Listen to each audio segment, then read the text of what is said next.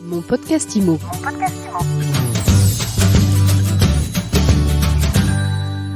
Bonjour et bienvenue dans ce nouvel épisode de mon podcast IMO. Depuis quelques jours, la grogne monte chez les acteurs du logement, le marché est bloqué, les crédits sont au point mort, les Français n'arrivent plus à se loger et les professionnels de la promotion du logement, du bâtiment trinquent. Alors ils attendaient beaucoup justement de la présentation des conclusions du CNR Logement. Ça s'était programmé le 9 mai, ça a été reporté. Aujourd'hui, tout le monde râle. Il y a une lettre ouverte qui est partie à Emmanuel Macron la semaine dernière. Dans la foulée, Gabriel Attal, ministre des Comptes publics, a évoqué la nécessité, c'était peut-être pas le bon timing, de procéder à des coupes budgétaires dans le logement. Le président d'Action Logement a pris la parole lui aussi pour évoquer le risque d'une bombe sociale. Alors, est-ce que l'exécutif s'y prend bien pour aborder la question du logement ?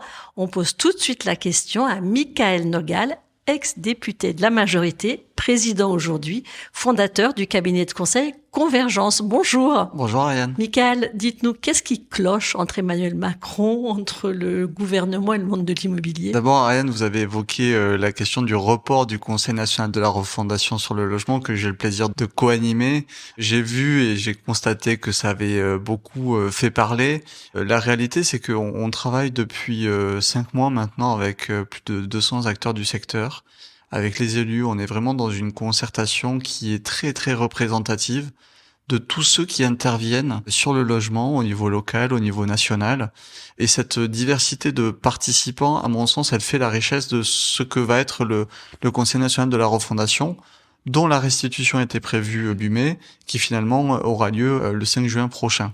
Ce qui m'intéresse à moi, au-delà de l'impatience que je comprends des acteurs, c'est savoir comment les propositions qui ont émané de ce Conseil national de la refondation vont être retranscrites et, j'allais dire, dans quel timing elles vont être mises en œuvre. Je partage l'urgence pointée par tous les acteurs. On est dans une situation, j'aime pas parler de crise, même si la situation en 2023 aggrave des choses qui préexistaient déjà.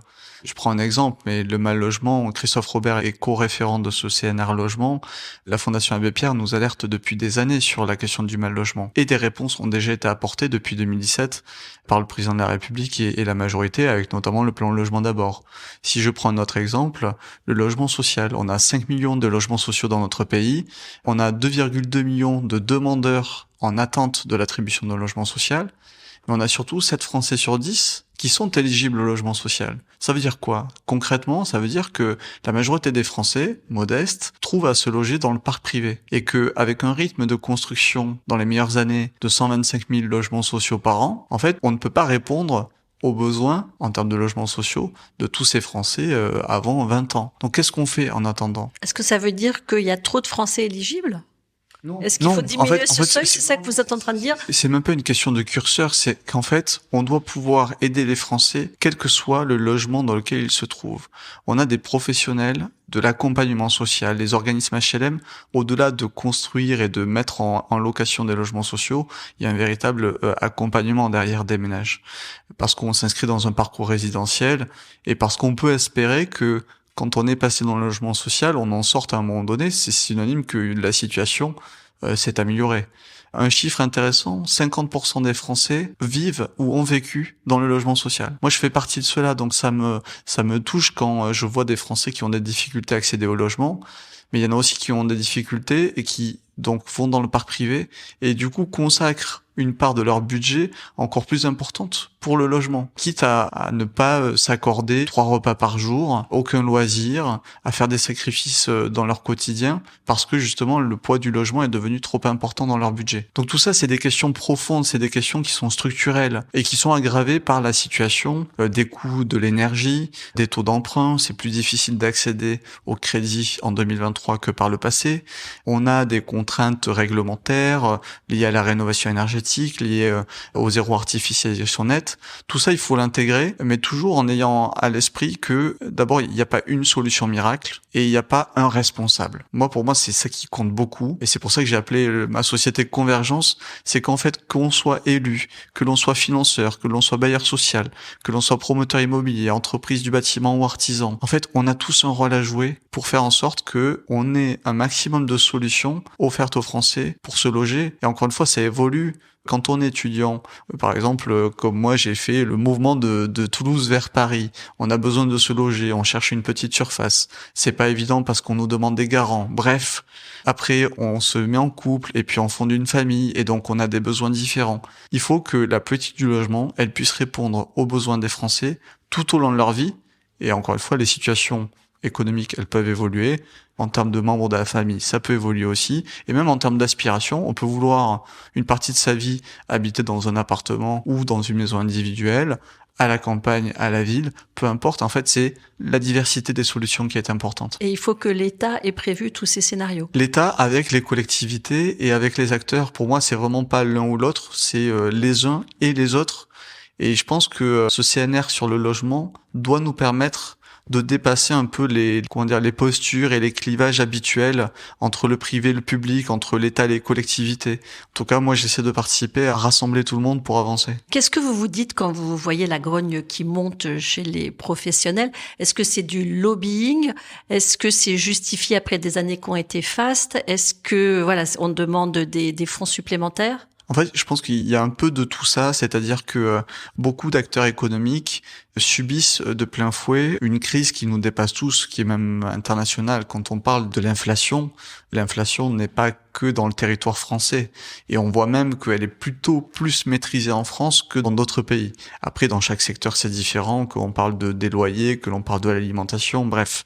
Mais il y a des efforts quand même des pouvoirs publics qui sont faits pour atténuer au maximum ces crises sur lesquelles on n'a pas la maîtrise et dont on ne sait pas déterminer précisément quand est-ce qu'on reviendra à une situation un peu plus acceptable, ou en tout cas ce qu'on a connu par le passé.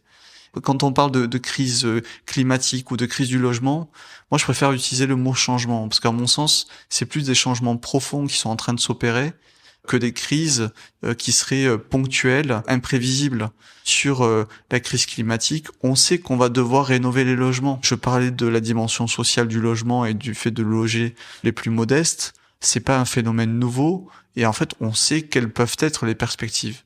Donc à ça, il faut apporter des réponses nouvelles, et je crois que le travail qu'on a produit avec le CNR Logement portera ses fruits parce que c'est issu justement d'un consensus avec l'ensemble des acteurs, encore une fois, public, privé, collectivité, État, administration, et ça me paraît important. On a hâte d'en savoir plus, mais ces réponses, elles sont compatibles avec des coupes budgétaires? Alors là, moi, je n'ai pas la vision sur les dépenses de l'État de Gabriel Attal, mais rappelez, souvent, quand on parle du logement, on peut voir le verre à moitié plein, le verre à moitié vide. Le verre à moitié vide, ce serait de dire que le logement coûte. Le verre à moitié plein, qu'il rapporte. Et en fait, les deux sont vrais. Les deux sont vrais, mais j'insiste quand même sur le fait que, à mon sens, le logement rapporte plus que ce qu'il ne coûte. Et que par ailleurs, en fait, la dépense publique, c'est pas un gros mot non plus. Quand on transforme le CITE en MaPrimeRénov', eh bien, on est dans la dépense publique que moi je juge utile. En fait, c'est ça, c'est être capable d'évaluer, de cibler, peut-être mieux que ce qu'on faisait par le passé, la dépense publique. Mais cette dépense publique, elle est importante pour inciter les propriétaires bailleurs à mettre en location. Elle est importante pour rendre abordable et accessible un maximum de logements. Elle est importante pour sortir des gens de la rue avec la politique du logement d'abord. Donc oui, c'est la politique publique et la dépense publique sont importantes pour répondre aux besoins des Français. Dernière question, cette fois sur le front de l'encadrement des loyers. La mairie de Paris a épinglé les agents immobiliers, leur a écrit une lettre pour les inviter à respecter la loi qui manifestement ne l'est pas suffisamment. Qu'est-ce que vous en dites? Je pense que c'est important de rappeler aux professionnels leurs obligations. Je crois qu'il y en a beaucoup qui font très bien leur travail, mais c'est important que ce qui figure dans la loi, et parce que les professionnels ont la volonté d'être des tiers de confiance entre des propriétaires bailleurs et des locataires, c'est important que l'ensemble des règles, des lois, alors ça vaut pour l'encadrement des loyers, mais comme pour le fait de mettre en location des logements décents, c'est important que les professionnels soient au rendez-vous. J'insiste quand même sur le fait qu'il y a souvent beaucoup plus de problèmes dans le parc non intermédiaire, qui représente 2/3 du parc locatif en France, qu'avec des professionnels. Donc là aussi, pour les personnes qui nous écouteraient, si vous voulez être sûr de bien faire les choses, moi je vous invite à vous tourner vers les professionnels. Merci beaucoup Michael Nogal. Je rappelle que vous êtes président fondateur du cabinet de conseil Convergence. Et tiens, j'ai une dernière question avant de vous laisser. On parle de vous comme un futur possible ministre du Logement.